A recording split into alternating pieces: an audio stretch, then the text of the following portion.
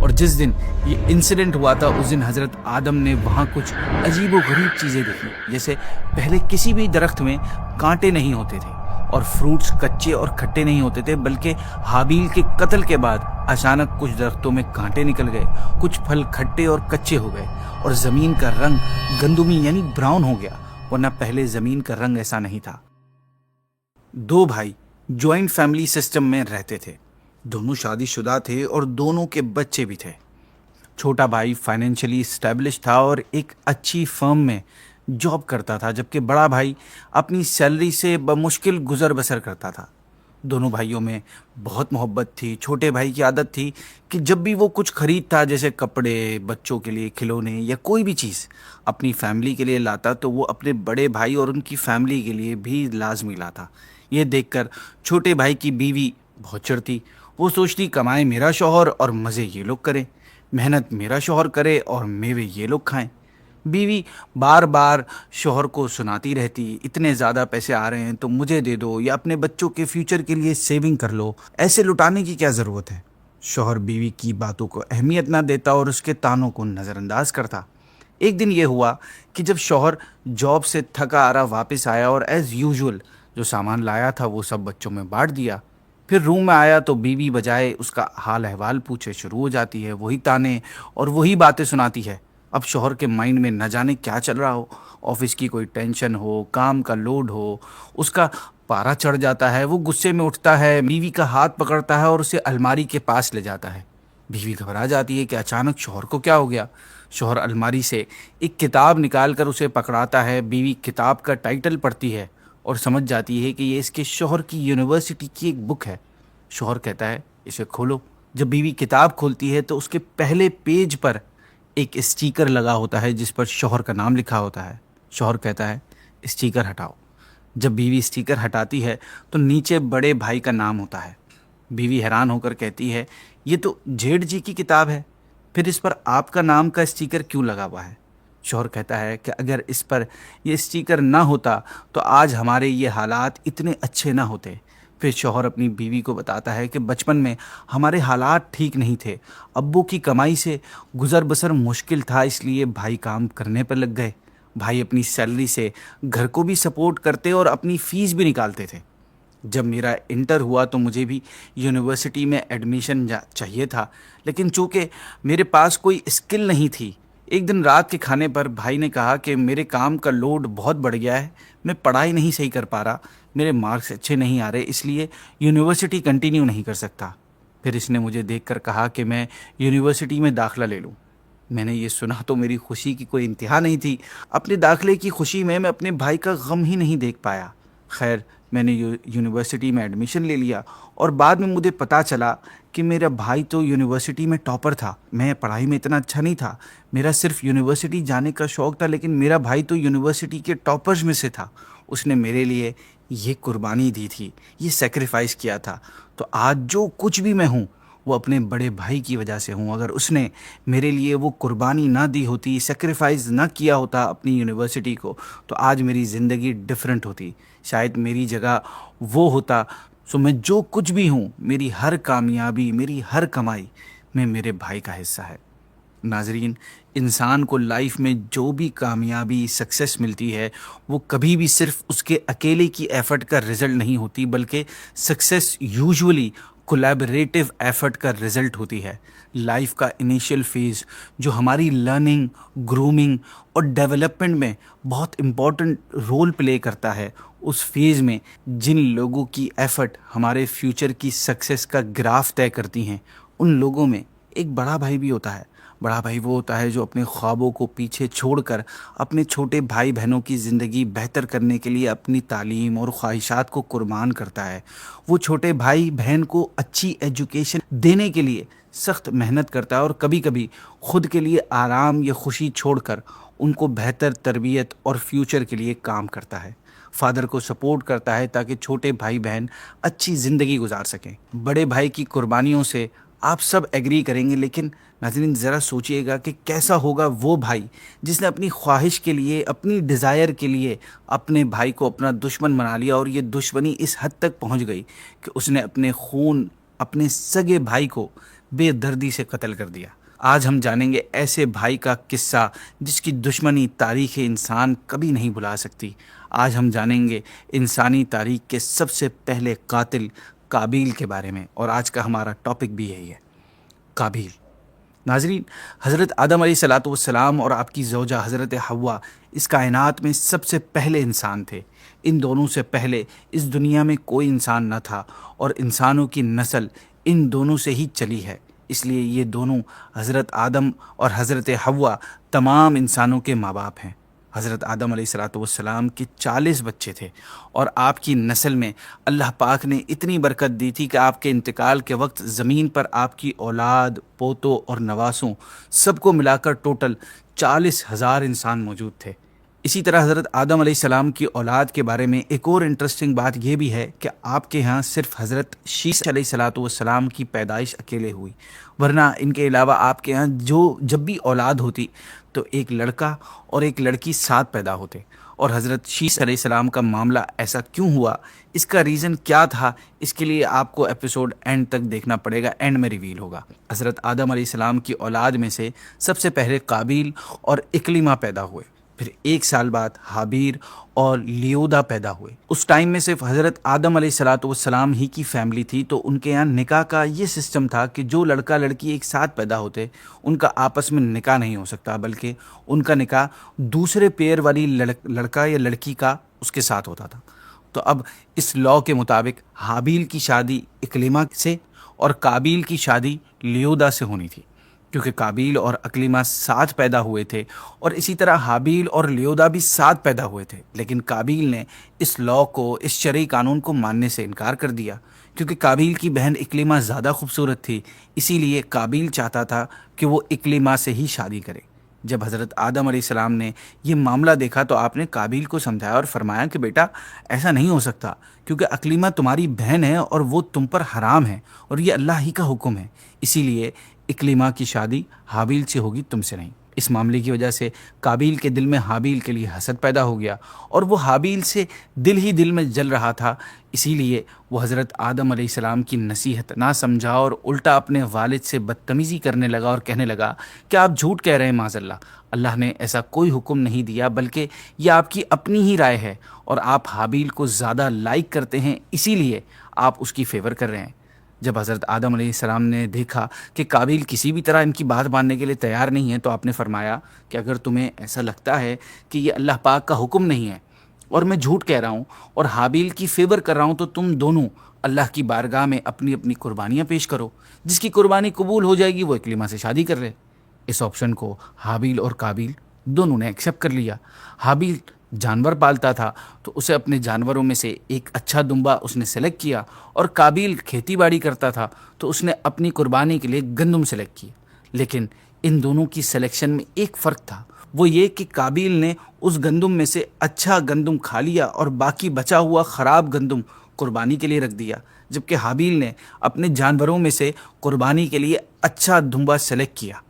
اب اللہ پاک کی طرف سے فیصلہ آیا، اور کس کی قربانی قبول ہوئی یہ بتانے سے پہلے آپ کو تصویر کی دوسری سائڈ دکھاتا ہوں۔ وہ یہ کہ قابیل نے اپنے والد حضرت آدم علیہ السلام کی طرف سے دیے گئے آپشن کو ایکسیپٹ تو کر لیا تھا، لیکن اس کے دل میں کچھ اور ہی چل رہا تھا۔ حابیل نے جب قربانی پیش کی تھی تو اس کی نیت بالکل کلیئر تھی، اور اس نے اپنے دل میں یہ سوچ لیا تھا کہ اللہ پاک کی طرف سے جو فیصلہ ہوگا میں قبول کر لوں گا۔ لیکن قابیل کی نیت شروع سے ہی خراب تھی، اس کے مائنڈ میں یہ تھا کہ اگر میری قربانی قبول نہ ہوئی تب بھی میں اکلیمہ کو نہیں چھوڑوں گا اور اسی سے شادی کروں گا، یعنی اس کا قربانی کا ارادہ تھا ہی نہیں، وہ بس ایک فارمیلٹی پوری کر رہا تھا، شاید اس کا چانس لگ جائے۔ تو اس طرح قابیل اپنے بھائی کا حاسد، اپنے والد یعنی ایک نبی کا گستاخ ہونے کے ساتھ ساتھ اب منافق بھی بن گیا تھا۔ منافق کہتے ہیں جس کی زبان پہ کچھ اور ہو اور دل میں کچھ اور ہو۔ اب وہ گھڑی آ گئی تھی جس کا قابیل، حابیل اور حضرت آدم علیہ السلام کو انتظار تھا، اور اللہ پاک کی طرف سے فائنل ڈیسیجن آنے والا تھا۔ اب یہ پتہ چلنے والا تھا کہ کس کی قربانی قبول ہوتی ہے اور کس کی مردود، کون حق پر ہے اور کون باطل پر، کون صحیح ہے اور کون غلط۔ مگر یہ کیسے پتہ چلے گا کہ کس کی قربانی قبول ہوئی اور کس کی نہیں؟ دراصل اس زمانے میں آج کل کی طرح قربانی والی چیز کو کھایا نہیں جاتا تھا، بلکہ قربانی والی چیز کو ایک جگہ رکھ دیا جاتا تھا، اور قربانی قبول ہونے کی نشانی یہ ہوتی تھی کہ آسمان سے ایک آگ آتی اور قربانی کی چیز کو جلا دیتی، اور جس کی قربانی قبول نہ ہوتی اس کی قربانی کو آگ نہیں جلاتی۔ تو اسی وقت پتہ چل جاتا کہ کس کی قربانی قبول ہوئی ہے اور کس کی نہیں۔ تو اس قانون کے مطابق حابیل اور قابیل نے بھی اپنی اپنی قربانیاں ایک ایک پہاڑ پر رکھ دی تھیں، اور پھر اسی زمانے کے رول کے مطابق آسمان سے آگ آئی اور اس نے حابیل کی قربانی کو جلا دیا، اور قابیل کی گندم یوں ہی پڑی رہ گئی۔ یعنی اللہ پاک نے حابیل کی قربانی قبول فرما لی اور فیصلہ فرما دیا تھا کہ اکلیمہ کی شادی حابیل سے ہوگی، نہ کہ قابیل سے۔ اب جب آسمانی فیصلہ آ چکا تو قابیل کو اپنی ضد چھوڑ دینی چاہیے تھی اور اللہ پاک کے اس فیصلے کو قبول کر لینا چاہیے تھا، لیکن حسد کی بیماری نے اسے ایک فرما بردار بیٹا، ایک ہمدرد بھائی اور ایک اچھا مسلمان بننے کے بجائے حق اور صحیح راستے کا دشمن بنا دیا تھا، اور اس نے اس دشمنی کی وجہ سے اللہ پاک اور اس کے پیارے نبی کا حکم انکار کر دیا تھا، اور مزید یہ کہ ان کی شان میں گستاخی بھی کر دی تھی، اور پھر حابیل سے کہنے لگا کہ میں اکلیمہ سے شادی تجھ سے ہرگز نہیں ہونے دوں گا اور میں تجھے قتل کر دوں گا۔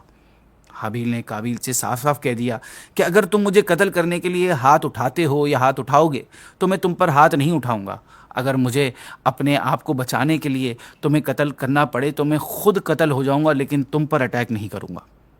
حابیل کی اس گفتگو کے بعد بھی قابیل کے پتھر دل پر کوئی اثر نہ ہوا، اور اب وہ باقاعدہ پلاننگ کرنے میں لگ گیا کہ اپنے بھائی حابیل کو کیسے قتل کیا جائے۔ قابیل نے حابیل کو مارنے کا ارادہ تو کر لیا تھا، لیکن اس کو قتل کرنے کا کوئی طریقہ سمجھ نہیں آ رہا تھا، کیونکہ یہ کام دنیا میں پہلی بار ہونے جا رہا تھا۔ اس کی کوئی مثال نہیں تھی، کوئی اگزامپل نہیں تھی، یہ دنیا میں پہلا قتل ہونے جا رہا تھا۔ پھر ہوا کچھ اس طرح کہ شیطان قابیل کے سامنے ایک جانور کی شکل میں آیا اور اپنے ساتھ ایک جانور بھی لایا۔ اس نے قابیل کو ٹیچ ایسے کیا کہ اس نے اپنے ساتھ لائے ہوئے اس دوسرے جانور کا سر ایک پتھر پر رکھا اور دوسرے پتھر سے اس کا سر کچل دیا، جس سے وہ جانور اسی وقت مر گیا، اور اس طرح قابیل نے قتل کرنے کا طریقہ سیکھا۔ اب قابیل کو موقع کی تلاش تھی کہ وہ بالکل اسی طرح آسانی کے ساتھ اپنے بھائی کو قتل کر دے۔ اسے یہ موقع اس وقت ملا جب ایک دن حابیل اپنے جانوروں کی دیکھ بھال کرتے ہوئے تھک گیا اور وہ ایک درخت کے نیچے آرام کرنے کے لیے سو گیا۔ جب قابیل کو یقین ہو گیا کہ اس کا بھائی سو چکا ہے تو وہ چپکے سے اپنے بھائی کے قریب گیا اور اس نے ایک بڑا پتھر اٹھایا اور انتہائی بے دردی سے حابیل کا سر کچل دیا، اور یوں قابیل تاریخ انسانی کا سب سے پہلا قاتل بن گیا۔ ناظرین، قابیل نے اپنے بھائی کو قتل تو کر دیا، لیکن اب وہ ایک مشکل میں پھنس گیا۔ وہ یہ کہ اسے سمجھ نہیں آ رہا تھا کہ وہ حابیل کی ڈیڈ باڈی کا کیا کرے، کیونکہ یہ سب سے پہلا قتل تھا اور قابیل کو اس بارے میں کسی قسم کی نالج تو تھی نہیں، لہٰذا وہ مارا اپنے بھائی کی لاش کو ایک تھیلے میں ڈال کر اپنی پیٹھ پر لیے گھوم رہا تھا۔ وہ باڈی کو کہیں چھوڑ اس لیے نہیں رہا تھا کیونکہ اس کو درندوں کا خوف تھا کہ کہیں اس کی لاش کو چیر پھاڑ نہ دیں۔ یہ بھی کتنی عجیب بات ہے کہ خود زندہ انسان کو مار دیا اور اب اس کی لاش کی فکر ہے کہ کوئی اسے درندہ نقصان نہ پہنچائے۔ اس لیے وہ اپنے بھائی کی لاش کو 40 دن یا 40 سال تک لیے پھرتا رہا، یہاں تک کہ تھک گیا۔ پھر اللہ پاک نے 2 کووں کو بھیجا اور ان میں سے ایک کوے نے دوسرے کوے کو مار دیا، اور پھر اس پہلے کوے نے اپنی چونچ سے اور اپنے پاؤں سے زمین سے مٹی ہٹانا شروع کی اور ایک کھڈا بنایا، اور اس مرے ہوئے کوے کو اس کھڈے میں ڈال کر اوپر سے دوبارہ مٹی ڈال دی۔ اس طرح اللہ پاک نے ایک کوے کے ذریعے تمام انسانوں کو سکھا دیا کہ جو لوگ مر جائیں ان کی ڈیڈ باڈی کو زمین کے اندر دفنانا ہے، لہٰذا قابیل نے بھی اپنے بھائی کو ایسے ہی زمین میں دفنا دیا۔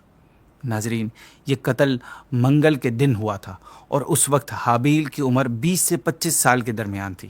قتل کا یہ حادثہ مکہ مکرمہ میں جبل سور یا جبل ہرا کی گھاٹی میں ہوا، اور کچھ تفسیروں میں یہ بھی آتا ہے کہ بصرہ میں جس جگہ مسجد اعظم بنی ہوئی ہے وہاں یہ واقعہ پیش آیا تھا۔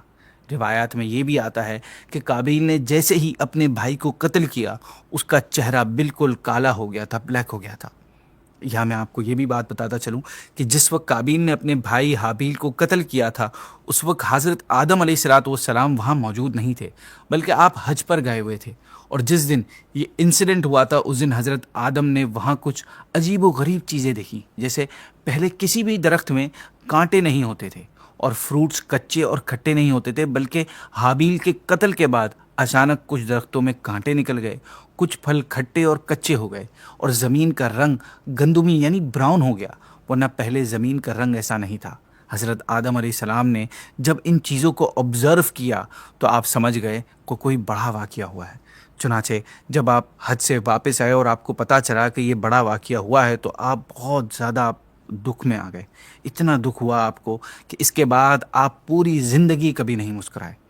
تفسیر میں یہ بھی آتا ہے کہ پہلے درندے اور پرندے حضرت آدم علیہ الصلوۃ والسلام کے ساتھ مانوس تھے، یعنی درندے اور پرندے انسانوں کے پاس اور قریب رہتے تھے، ان کے ساتھ مل کر رہتے تھے۔ لیکن جب قابیل نے حابیل کو قتل کر دیا تو وہ پرندے فضا میں چلے گئے اور درندے جنگلوں میں چلے گئے۔